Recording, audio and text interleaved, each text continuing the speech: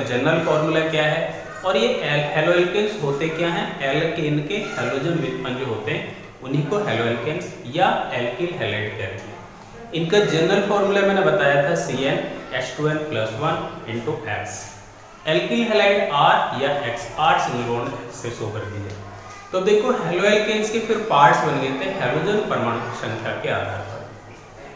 यानी अगर ऐसे एल्केन जिसमें एक हेलोजन परमाणु जुड़ा हुआ होगा, मोनो हेलो एल्केन, जिसमें 2 हेलोजन परमाणु जुड़े होते हैं कार्बन से, वो डाई हेलो एल्केन, और जब 3 हेलोजन परमाणु जुड़े होते हैं कार्बन से, ट्राई हेलो एल्केन, और ऐसे ही 4 हेलोजन परमाणु जुड़े हैं तो होते हैं टेट्रा हेलो एल्केन्स। तो उसी आधार पे हमने उसके पार्ट्स बना दिए मोनो, डाई, ट्राई और टेट्रा हेलो एल्केन्स। तो उनको कैसे बनाते हैं उन पर डिस्कस करते हैं और फिर चलते हैं कार्बन की डिग्री के आधार पर। तो देखिए क्या है, यानी हेलोजन परमाणु की संख्या के आधार पर, हेलोजन परमाणु की संख्या के आधार पर, हेलोजन परमाणु की संख्या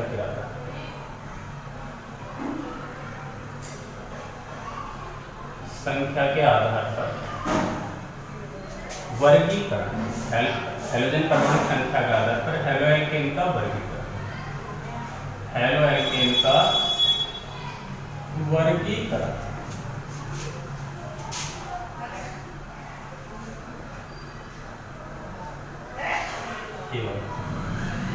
तो देखो ये कैसे बनाते हैं इसको, हेलोजन परमाणु की संख्या के आधार पर।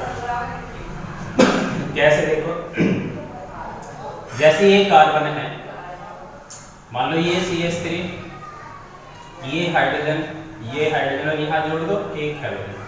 तो देखो इसमें एक ही हेलोजन परमाणु जुड़ा हुआ कार्बन से, इसलिए इसे कहते हैं mono halo alkane. Di halo alkane बनाना है तो ये बन जाएगा CH3, यहाँ पे जोड़ दिए 2X, तो ये बन जाएगा die halo alkane.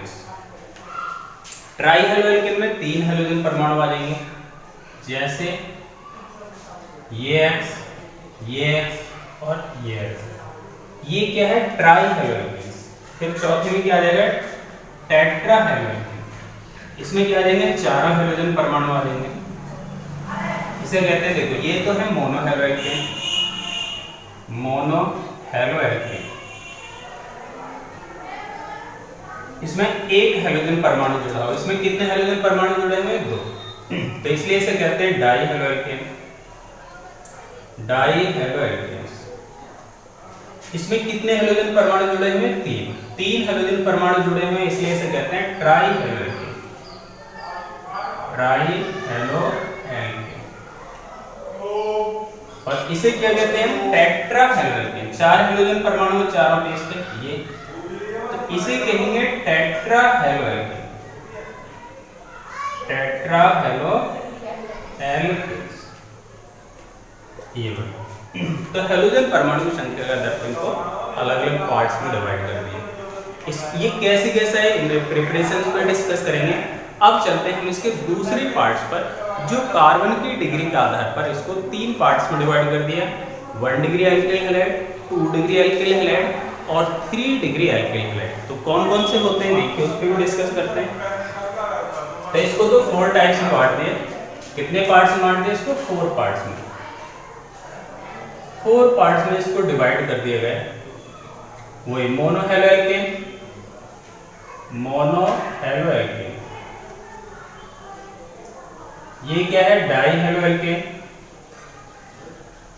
Di halo alkene. और फिर try halo alkane, try halo alkane. और चौथा क्या है, tetra halo alkane, tetra halo alkane. ये वाला। अब इसके बाद बात करते हैं नेक्स्ट। ये तो है वो A टाइप बना है, ये तो इसके A टाइप बना लिया हमने अपनी सुविधा के लिए। अब चलते हैं B टाइप पे क्या है। B टाइप में देखते हैं हम, देखो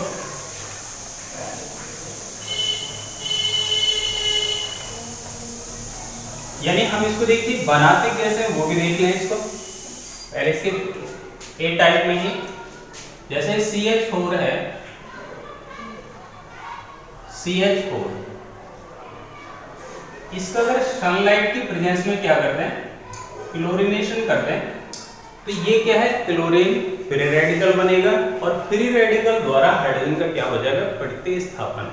तो अगर हम यहाँ पर मेथेन की कंपैरिजन में Cl2 की क्वांटिटी एक्सिस ले लें तो ये क्लोरीन इसमें एल्केन से जब तक क्रिया करता रहेगा जब तक इसके सारे हाइड्रोजनों को एक एक करके वो विस्थापित नहीं कर देता है। तो कैसे विस्थापित करता है वो देखते हैं। देखो पहले इस वाले हाइड्रोजन को हमने हटा दिया तो ये बनेगा H, single bond C, H, H और इसका आ जाएगा Cl और यहाँ से क्या निकल जाएगा, HCl निकल जाएगा। फिर हमने फिर इस पे सनलाइट की प्रेजेंस कराई और फिर क्लोरीन मिला दिया तो इस बार ये वाला हाइड्रोजन हटा देते हैं, कोई से भी हटा दें उससे फर्क नहीं पड़ेगा। तो यहाँ भी Cl आ गया, इस पे Cl आ गया और ये हाइड्रोजन, फिर यहाँ पे क्या निकल गया, फिर HCl निकल गया। हमने फिर इसका सनलाइट की प्रेजेंस में फिर क्लोरीनेशन कराया तो इस बार ये वाला हाइड्रोजन Cl द्वारा प्रतिस्थापित हो जाएगा तो ये बन जाएगा Cl, Cl और ये Cl और यहाँ पे क्या आ जाएगा हाइड्रोजन, यहाँ भी क्या निकलेगा HCl। फिर हमने फिर इसका क्लोरीनेशन किया सनलाइट की प्रेजेंस में। फिर अब ये वाला क्या है, ये वाला हाइड्रोजन सब्स्टिट्यूट हो जाएगा तो यहाँ बन जाएगा Cl, Cl single bond C, Cl, Cl और ये बन जाएगा Cl और प्लस में क्या निकल जाएगा यहाँ से HCl। तो देखो ये क्या है, यानी हैलोजन परमाणु की संख्या का आधार पर हैलो एल्केन्स के पार्ट्स कैसे कैसे बनते हैं।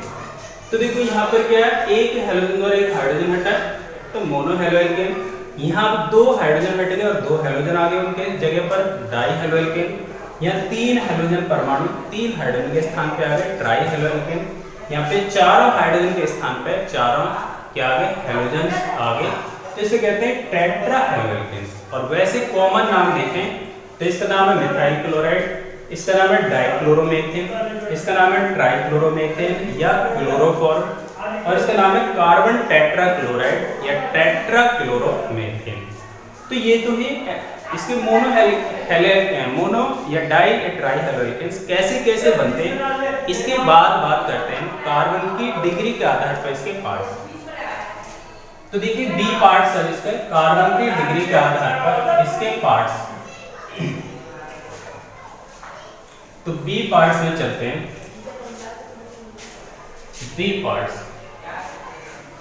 कार्बन की डिग्री के आधार पर, कार्बन की डिग्री के आधार पर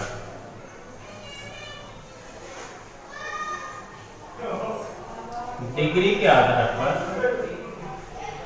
हैलो एल्केन का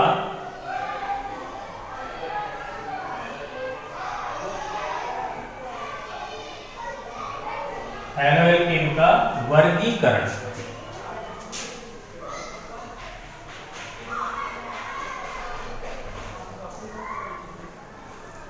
तो देखिए अब इसका बी पार्ट्स है, यानी कार्बन की डिग्री के आधार पर हैलो एल्केन का वर्गीकरण। तो देखिए कार्बन की डिग्री हम कैसे पता लगाएंगे, कौन सा कार्बन कितने डिग्री का कार्बन है, तो उसको देखिए कैसे पता लगाना है आपको। जैसे मान लीजिए ये कार्बन है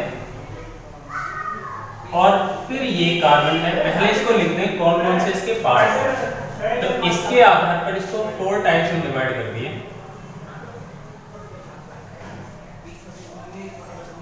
इसको 4 पार्ट्स में डिवाइड करा दिए। नंबर फर्स्ट है,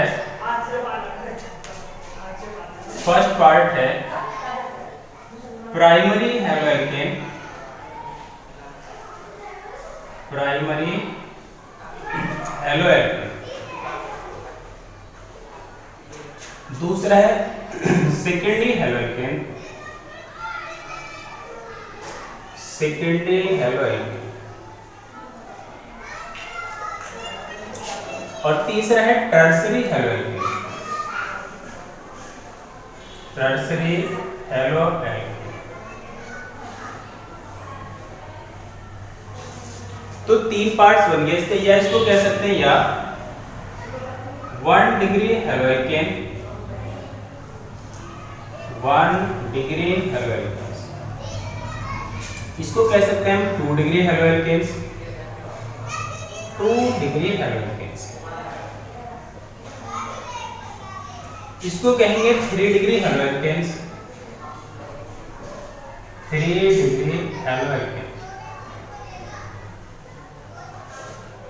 तो यानी कार्बन की डिग्री के आधार पर हेलोएल्केन्स को 3 पार्ट्स में डिवाइड कर दिया है, प्राइमरी हेलोएल्केन या 1 डिग्री हेलोएल्केन, सेकेंडरी हेलोएल्केन या 2 डिग्री हेलोएल्केन, टर्शियरी हेलोएल्केन या 3 डिग्री हेलोएल्केन। तो कार्बन की डिग्री देखिए हम कैसे पता लगाएंगे, उस पर देखते हैं, उस पर डिस्कस करते हैं। जैसे ये कार्बन है, ये कार्बन और एक ये कार्बन है,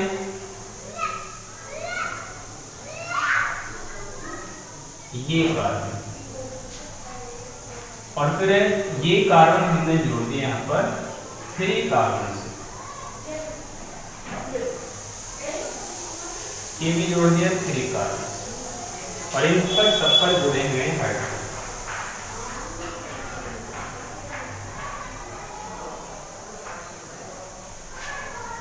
इन पर भी सब पर क्या जुड़े हुए हैं, हाइड्रोजन। ये तो देखिए अब हम कैसे पता लगाएंगे, यानी जब जो कार्बन जितने अन्य कार्बन से जुड़ा होगा वो उतने डिग्री कार्बन कहलाएगा। मान लो कोई कार्बन दूसरे एक कार्बन से जुड़ा हुआ है तो उसे कहते हैं 1 डिग्री कार्बन। जब कोई कार्बन अन्य 2 कार्बनों से जुड़ा होगा 2 डिग्री कार्बन, और जो कार्बन अन्य 3 कार्बनों से, दूसरे 3 कार्बनों से जुड़ा होगा उसको 3 डिग्री कार्बन कहते हैं, और जो कार्बन अन्य 4 कार्बनों से जुड़ा होगा उसको 4 डिग्री कार्बन कहते हैं। तो कार्बन तो 4 डिग्री कार्बन तक हो सकते हैं, लेकिन हेलोएल्केन केवल 3 डिग्री हेलोएल्केन तक होते हैं। तो देखो यहाँ पे क्या है, ये वाला कार्बन अगर मैं देखूं, ये कार्बन इधर केवल एक ही कार्बन से जुड़ा हुआ है, इसलिए इसे कहते हैं 1 डिग्री कार्बन।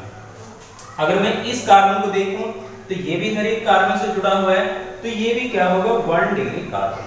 ठीक है, ये वाला कार्बन देखो, ये कार्बन इधर एक ही कार्बन से जुड़ा हुआ है और कहीं कार्बन इसमें नहीं है, तो ये भी क्या होगा 1 डिग्री कार्बन। इस कार्बन को देखो, ये भी इधर एक से जुड़ा हुआ है, तो ये भी 1 डिग्री कार्बन, लेकिन बीच में जो कार्बन है वो साइड में 2 कार्बनों से जुड़ा हुआ है। देखो ये कार्बन इधर भी एक कार्बन से जुड़ गए और इधर भी एक कार्बन से जुड़ गए, इसलिए ये होगा 2 डिग्री कार्बन। इस वाले में देखते हो भी ये कार्बन इधर भी एक कार्बन से जुड़ गए, एक से इधर जुड़ गए और इधर भी एक से जुड़ा हुआ है, यानी बीच वाला कार्बन अन्य 3 कार्बनों से जुड़ा हुआ है, इसलिए इसको कहते हैं 3 डिग्री कार्बन। तो अब आप हेलोजन को जितने डिग्री कार्बन से जोड़ देंगे उतना डिग्री बन जाएगा हेलोएल्केन। तो देखो इसमें जोड़ते हैं, ये वाला क्या है 1 डिग्री हेलोएल्केन, ये 1 डिग्री कार्बन है, बीच वाला क्या है 2 डिग्री कार्बन है, और ये वाला क्या है 3 डिग्री कार्बन है, ये 3 डिग्री कार्बन है। ये सब 1 डिग्री कार्बन है क्योंकि अंदर ये एक ही कार्बन से जुड़े हुए हैं। तो आप देखो अगर मैं 1 डिग्री कार्बन से हेलोजन जोड़ दूं तो 1 डिग्री कार्बन से हेलोजन जुड़ा होगा 1 डिग्री हेलोएल्केन कहलाएगा। 2 डिग्री कार्बन से हेलोजन जोड़ दें 2 डिग्री हेलोएल्केन होगा। अगर 3 डिग्री कार्बन से हेलोजन जोड़ दें तो 3 डिग्री हेलोएल्केन कहलाएगा। लेकिन देखो सारे चाहे 1 डिग्री हो, 2 डिग्री हो या 3 डिग्री हेलोएल्केन हो, लेकिन सारे ही यहाँ पे मोनो हेलोएल्केन्स हैं क्योंकि सभी में एक एक हेलोजन परमाणु जुड़ा हुआ है। तो कार्बन की डिग्री के आधार पर हम आराम से बता सकते हैं कि कौन सा हेलोएल्केन कितने डिग्री हेलोएल्केन्स कहलाएगा। तो प्राइमरी, सेकेंडरी और टर्शियरी हेलोएल्केन्स होते हैं। इसके बाद फिर नेक्स्ट बात करते हैं, तो नेक्स्ट टॉपिक की तरफ चलते हैं हम। ये तो वो कार्बन की डिग्री के आधार पर इसके पार्ट्स।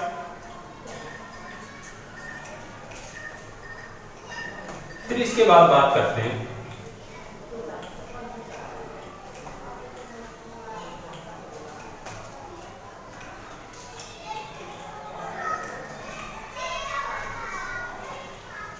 अब देखो इसके बाद बात करते हैं हेलोएल्केन्स को बनाने की विधियां। हेलोएल्केन्स को बहुत सारी विधियों से हम बना सकते हैं, जैसे एल्केन के हेलोजनीकरण द्वारा बना सकते हैं, एल्कीन के या एल्काइन के क्या से HX के योग द्वारा बना सकते हैं, और एल्कोहल की फास्फोरस हैलाइड से अभिक्रिया द्वारा बना सकते हैं, और बहुत सारी बोरोडाइन ब्यूस्टिकर। तो इसमें नेमिंग रिएक्शंस बहुत हैं, और नेमिंग रिएक्शंस आई थिंक कि नेमिंग रिएक्शंस के लिए अलग से एक कॉपी बना लिया जाए तो बेटर है। जितने भी नेमिंग रिएक्शंस उसके लिए 20 रुपीज़ कॉपी अलग से नेमिंग रिएक्शंस की अलग कॉपी बना ली जाए। सारी नेमिंग रिएक्शन बहुत सारी हैं इसमें, जो बोर्ड एग्जाम में पूछे जाती हैं और कॉम्पिटिशन में पूछे जाते हैं। तो देखो जैसे जैसे नेमिंग रिएक्शंस आएगी वहाँ पर नेमिंग रिएक्शंस उसमें क्या प्रोडक्ट बनता है, कैसे बनेगा, उसकी मैकेनिज्म क्या है, उस पर सभी पर डिस्कस करेंगे। तो हमारी पहली विधि है हेलोएल्केन के बनाने की पहली विधि क्या है। तो फर्स्ट हेडिंग डालते हैं हेलोएल्केन के। इससे पहले एक अल्फा कार्बन बता दूं आपको। अल्फा कार्बन, तो एक अल्फा कार्बन को डिस्कस कर लेते हैं क्योंकि हमें इसके उसमें जरूरत पड़ेगी हेलोफॉर्म रिएक्शंस में। तो अल्फा कार्बन होता क्या है, बहुत सिंपल है। देखो जब कोई फंक्शनल ग्रुप जिस कार्बन से जुड़ा होगा उसी को कहते हैं अल्फा कार्बन, और उस अल्फा कार्बन से जितने भी हाइड्रोजन जुड़े होते हैं उनको कहते हैं अल्फा हाइड्रोजन। तो चलिए देखते हैं अल्फा कार्बन क्या है और कितने अल्फा हाइड्रोजन उस पर हो सकते हैं। अल्फा कार्बन क्या है, जैसे ये कार्बन है और ये किसी फंक्शनल ग्रुप से जुड़ा हुआ है, यानी क्रियात्मक समूह से। क्रियात्मक समूह, तो ये कार्बन देखो, जो कार्बन यानी ये क्रियात्मक समूह, ये कार्बन है, तो इसको क्या कहेंगे, अल्फा कार्बन कहेंगे। और इस पे जितने भी हाइड्रोजन है सब अल्फा हाइड्रोजन कहेंगे। ये भी अल्फा हाइड्रोजन होगा, ये भी अल्फा हाइड्रोजन होगा और ये भी अल्फा हाइड्रोजन होगा। तो function alpha carbon I think आपको समझ में आ गया होगा। और देखते हैं, देखो जैसे CH3 यहाँ पर है हमारे पास CHO ये वाला, और फिर CH3, ये CH3, और फिर यहाँ पे आ जाएगा COOH। तो देखो ये हमें इसमें देखना है अल्फा कार्बन, ठीक है, क्योंकि हमें अभी इसकी जरूरत नहीं, लेकिन आगे हमें जरूरत इसकी पड़ेगी बहुत ज्यादा। तो अल्फा कार्बन देखो ये क्या है, ये फंक्शनल ग्रुप है कार्बोक्सिलिक ग्रुप। ये क्या है, फंक्शनल ग्रुप में क्या है, कार्बोक्सिलिक ग्रुप। अब देखो ये कार्बोक्सिलिक ग्रुप इधर कार्बन से जुड़ा हुआ है, इसलिए क्या होगा, अल्फा कार्बन। तो इसे कहते हैं अल्फा कार्बन। ये एल्डिहाइड ग्रुप है, CHO ग्रुप। एल्डिहाइड ग्रुप देखो इधर इस कार्बन से जुड़ा हुआ है, तो फंक्शनल ग्रुप सीधे सीधे जिस कार्बन से जुड़ा हुआ है उसका अल्फा, और अल्फा कार्बन से अगला जो कार्बन होगा उसको बीटा, और बीटा से नेक्स्ट कार्बन जो होगा उसको गामा, और गामा के बाद जो कार्बन होगा उसको कहते हैं डेल्टा कार्बन। तो देखो इसके बाद ये भी अल्फा कार्बन है। अब इसमें अल्फा कार्बन कितने यहाँ पर 1, और अगर आपसे पूछे अल्फा हाइड्रोजन कितने यहाँ पर 3, अल्फा हाइड्रोजन है 3। देखो अल्फा कार्बन तो 1 ही है, लेकिन अल्फा हाइड्रोजन इस पे कितने 3।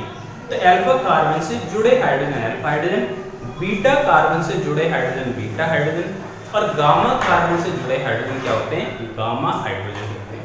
इसमें भी देखो अल्फा कार्बन कितने, अल्फा कार्बन यहाँ 1 और अल्फा हाइड्रोजन यहाँ भी कितने 3। तो ये अल्फा कार्बन अल्फा हाइड्रोजन की होती है कहानी।